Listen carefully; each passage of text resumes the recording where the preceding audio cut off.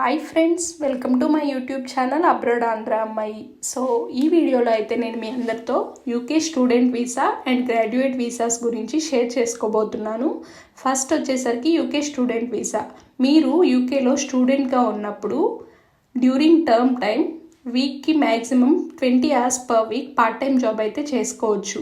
ఒకవేళ హాలిడేస్ ఉంటే యూనికి అప్పుడు మీరు ఫుల్ టైం కూడా జాబ్ చేసుకోవచ్చు అనమాట. నెక్స్ట్ వచ్చేసరికి after completing studies you need to apply for a graduate visa which allows you to stay back in UK for 2 more years, and if you are a PhD student you will get a duration of 3-year graduate visa అనమాట.